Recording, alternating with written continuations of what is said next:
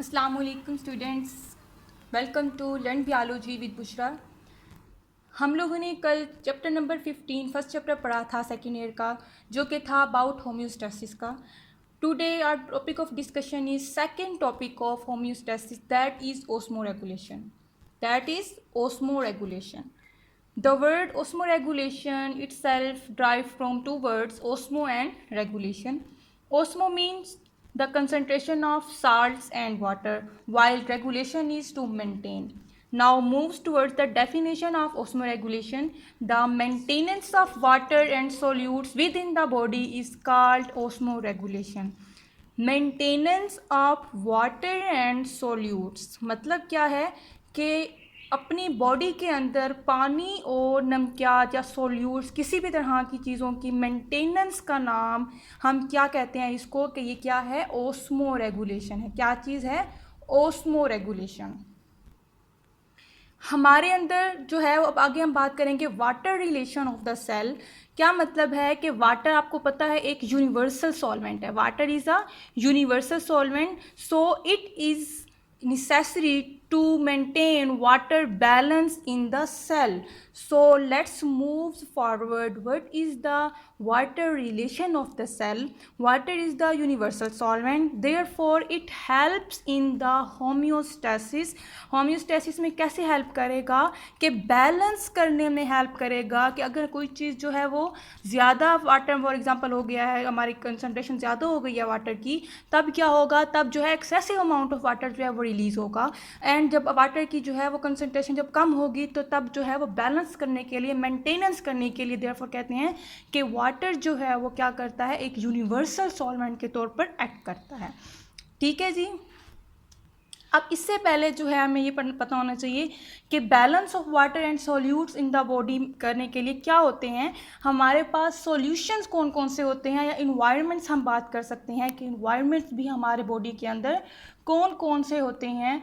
तो on the basis of water concentration, या हम कह सकते हैं कि वाटर की कंसंट्रेशन को मद्देनज़र रख के और सॉल्यूट्स की कंसंट्रेशन को मद्देनज़र रखते हुए हमारे पास 3 डिफरेंट टाइप्स ऑफ सॉल्यूशंस या इन्वायरमेंट्स जो हैं वो क्या होते हैं, मौजूद होते हैं। सबसे पहले जब हम बात करते हैं हम कहते हैं hypotonic solution. What is hypotonic solution students? Hypotonic derive from two words, hypo and the second one is tonic. First word is hypo and the second one is tonic. Hypo means आपको पता है less. The word hypo का मतलब क्या होता है, less. And tonic का क्या मतलब होता है, ये क्या चीज़ है, हमारे पास सोल्यूट्स हैं। मतलब ये ऐसा सॉल्यूशन होगा जिसके अंदर लेस अमाउंट ऑफ हमारे पास क्या मौजूद होगी, सोल्यूट कंसंट्रेशन कम मिकदार में मौजूद होंगे। ऐसा सॉल्यूशन जिसके अंदर सोल्यूट्स कम मिकदार में मौजूद होंगे, ऐसे सेल को सॉल्यूशन को हम क्या नाम देंगे, ये कौन सा सॉल्यूशन है, हाइपोटोनिक सॉल्यूशन है। फॉर एग्ज़ाम्पल, अच्छा जी, अब जब जहाँ पे सोल्यूट्स कम मिकदार में होंगे तो इसके मुताबिक हम बात कर देते हैं वाटर की। तो वाटर क्या हो जाएगा, वाटर हमारे इसके रिवर्स हो जाएगा। जिस चीज़ में सोल्यूट्स कम होंगे तो उस चीज़ में क्या होगा, वाटर जो है वो क्या होगा, मोर होगा। मतलब क्या हुआ कि वाटर कंसंट्रेशन उसके अंदर क्या होगी, ज़्यादा होगी। सो हाइपोटोनिक सॉल्यूशन कौन सा होगा, वो सोल्यूट जिसके अंदर लेस अमाउंट, वो सॉल्यूशन जिसके अंदर लेस अमाउंट ऑफ सोल्यूट्स होंगे, while more amount of water containing cell is known as hypotonic. Okay, for example हमारे पास 10 ग्राम ऑफ हम ये सोल्यूशन लेते हैं, हमारे पास कितना ग्राम है, 10 ग्राम सोल्यूशन है। इसके अंदर 2% हमारे पास सोल्यूट्स होंगे और 8% हमारे पास बेटा क्या होगा यहाँ पे, वाटर मौजूद होगा। Therefore we can say that the solutes are present in less amount while the water is present in the high amount, therefore it is representing the hypotonic solution.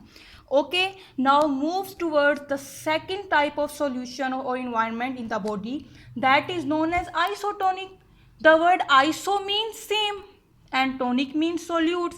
मतलब क्या हुआ कि अगर हमारे पास जो है वो 10 ग्राम ऑफ सॉल्यूशन मौजूद है तो हमारे पास amount of solutes and amount of water students क्या होगा, इक्वल होगा। मतलब सेम अमाउंट्स ऑफ सोल्यूट्स होंगे और सेम अमाउंट्स में हमारे पास क्या मौजूद होगा, वाटर मौजूद होगा। इसलिए हम कह सकते हैं कि ये सॉल्यूशन क्या है, आइसोटोनिक, मतलब सेम है। हाइपरटोनिक सॉल्यूशन की जब हम बात करते हैं तो आपको खुद ही समझ आ गई होगी कि हाइपर मतलब मोर। जब हम वर्ड हाइपर की बात करते हैं देयरफॉर हम कहेंगे इसको कि ये क्या है, मोर है। While tonic mean solutes. इस तरह के इन्वायरमेंट में क्या होगा, इस तरह के इन्वायरमेंट में मोर सोल्यूट्स हमारे पास मौजूद होंगे, जबकि हमारे पास लेस अमाउंट ऑफ क्या मौजूद होगा, वाटर मौजूद होगा। इस तरह के सेल को, इस तरह के इन्वायरमेंट को हम क्या कहेंगे, ये हाइपरटोनिक इन्वायरमेंट है।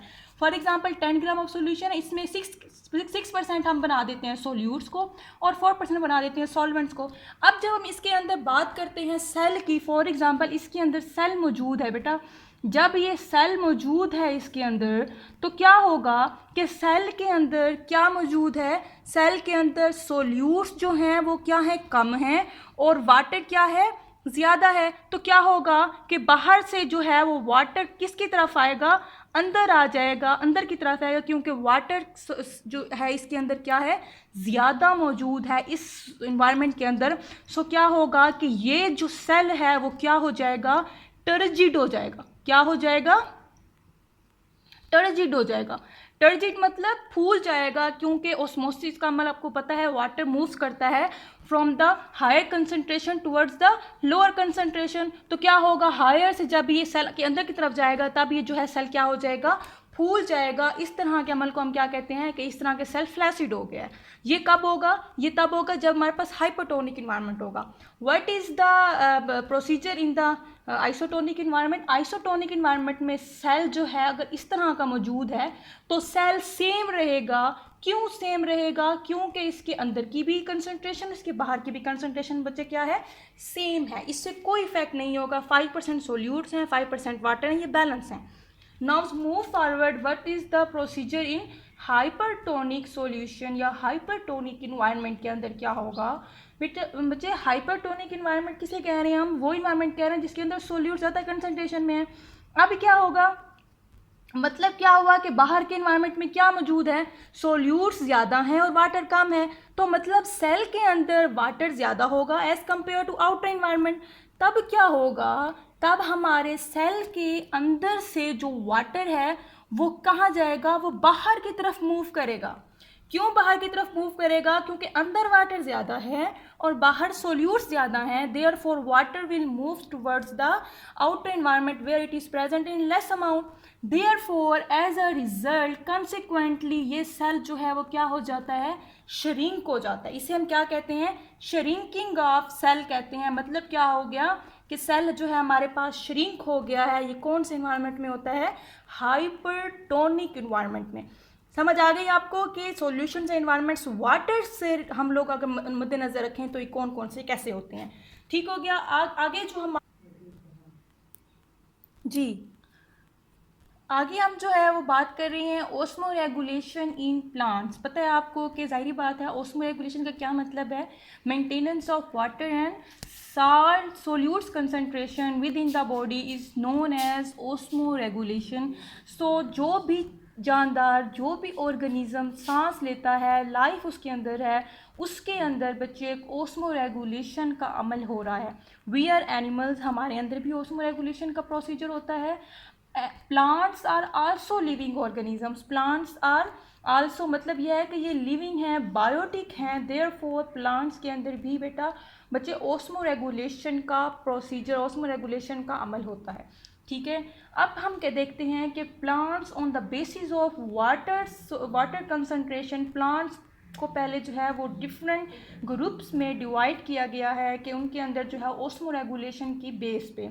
ठीक है। अब प्लांट्स की जो है वो classification on the basis of their concentration of water कौन कौन से है। सबसे पहले जो हमारे पास प्लांट्स की कैटेगरी है वो कौन से हैं, हाइड्रोफाइट्स। ओके। सेकंड जो है हमारे पास प्लांट की कैटेगरी वो कौन सी है, mesophytes. And the third one is, दो कैटेगरी है हमारे पास प्लांट की, वो कौन सी है बच्चे, जीरोफाइट्स। हाइड्रोफाइट्स क्या होते हैं, हाइड्रो आपको वर्ड ही बता रहा है, the word hydro is related with the concentration of the water. Water concentration के साथ जो है वो रिलेट करते हैं। मतलब फाइट्स का क्या मतलब होता है कि प्लांट्स, फाइट्स मतलब क्या है कि ये प्लांट्स हैं, और ये हाइड्रो, मीज़ो और ज़ीरो क्या है, इनकी बेस पर जो है वो क्या किया गया है, इनको क्लासिफाइड किया गया है। मतलब हाइड्रोफाइट्स वो प्लांट्स होंगे, ऐसे पौधे होंगे जो कि पानी के अंदर ज़्यादा रहेंगे, या जो कह सकते हैं हम कि वाटर लिविंग है या वाटर प्लांट्स हैं। ऐसे प्लांट्स को हम क्या कहते हैं कि ये हाइड्रोफाइट्स हैं, ठीक है। वाइल मीज़ोफाइट्स कौन से होंगे, ऐसे प्लांट्स जो कि मॉडरेट प्लांट हो सकते हैं, या हम कह सकते हैं कि लेवल प्लांट्स हो सकते हैं। उस तरह के प्लांट्स का नाम क्या है, मीज़ोफाइट्स है। मीज़ो मतलब मॉडरेट से निकला है, मीज़ो मतलब उनके अंदर पानी की कंसंट्रेशन ना ही ज़्यादा होगी ना ही कम होगी, मतलब नॉर्मल लेवल पे जो है हमारे कौन से होंगे, मीज़ोफाइट्स। ज़ीरोफाइट्स कौन से होते हैं, ज़ीरोफाइट्स वो प्लांट्स होते हैं जो आपके जो है वो डेजर्ट प्लांट्स होते हैं। बच्चे डेजर्ट प्लांट्स वो जिनके अंदर एक्यूट शॉर्टेज ऑफ वाटर होती है, वो कौन से होते हैं, डेजर्ट प्लांट्स होते हैं। कौन से होते हैं, डेजर्ट प्लांट। इस तरह के प्लांट्स को हमने क्या नाम दिया, ये ज़ीरोफाइट्स होते हैं। सहरा देखा है आपने, सहरा के अंदर जो प्लांट्स जो हैं वो ग्रो किए हुए होते हैं, उन प्लांट्स को हम ज़ीरोफाइट्स कहते हैं। बच्चे ये आपके प्लांट का स्ट्रक्चर है, ये आपका क्या है, स्टेम है, ठीक है। स्टेम के नीचे अंडरग्राउंड क्या आपकी गई हुई है, ये आपकी रूट्स हैं। रूट्स के ऊपर ख़ास किस्म के क्या मौजूद हैं, हेयर्स मौजूद हैं, जिसको हमने क्या नाम दिया है, ये रूट हेयर्स हैं। छोटे छोटे जो हैं वो बालों की शक्ल की तरह के जो हैं वो मौजूद होते हैं, हेयर्स। अब यहाँ पे हमारे सॉइल है, सॉइल के अंदर ये पेनिट्रेट होते हैं ना, ये हमारे पास प्लांट्स जो हैं ये सॉइल के अंदर पेनिट्रेट होते हैं, तो ये रूट्स इनकी जो है अंडरग्राउंड पेनिट्रेट हुई होती हैं, ठीक है। अब सॉइल और पानी ने जो है जब ऊपर जाना है तो ये रूट हेयर्स के थ्रू वाटर और जो हमारे पास डिफरेंट नमकियात वगैरह होती हैं, ये रूट हेयर्स इसको एब्जॉर्ब कर लेती हैं।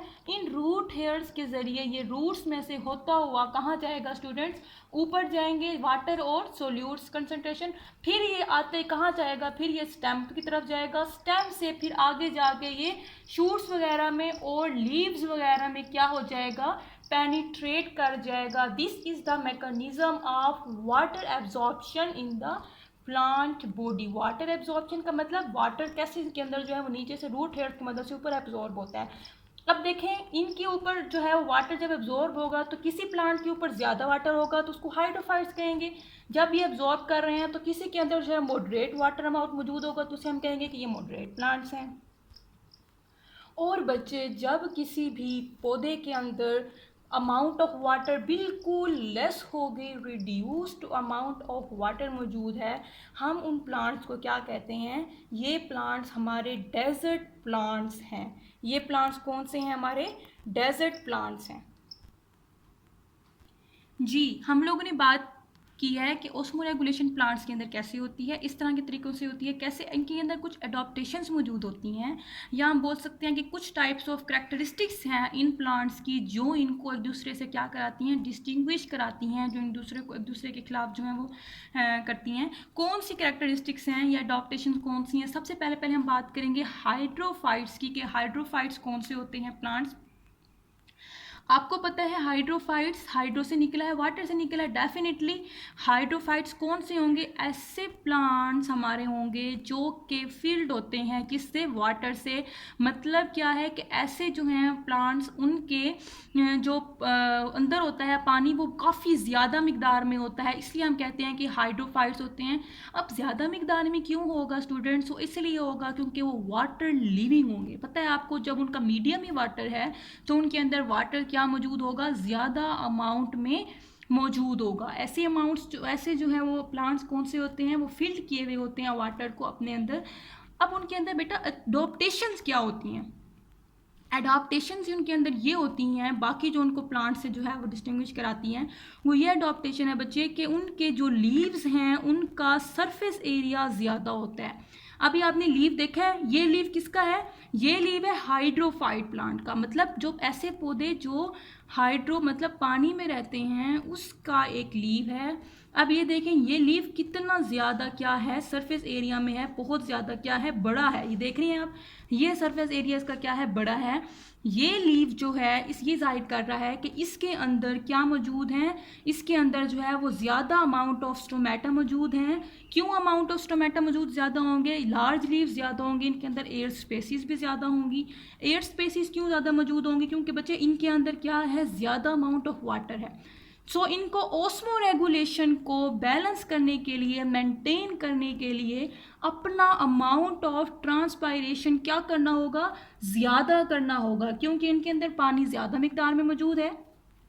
जब इनके अंदर पानी ज़्यादा मिकदार में मौजूद होगा तब क्या होगा, तब इनको इस चीज़ की ज़रूरत है कि वो ट्रांसपायरेशन क्या करें, ज़्यादा करें, ताकि उनके अंदर ओस्मो रेगुलेशन मतलब मेंटेनेंस हो सके, बैलेंस हो सके किस चीज़ की, हमारी जो है वो वाटर कंसंट्रेशन की। ठीक है, तो इस तरह के प्लांट्स के अंदर एमसीक्यूज़ भी आपका बन सकता है कि बिजोफाइट्स, हाइड्रोफाइट्स और जीरोफाइट्स के अंदर कौन से ऐसे प्लांट्स हैं जिनके अंदर ट्रांसपायरेशन ज़्यादा होती है या लीव्स ज़्यादा होते हैं।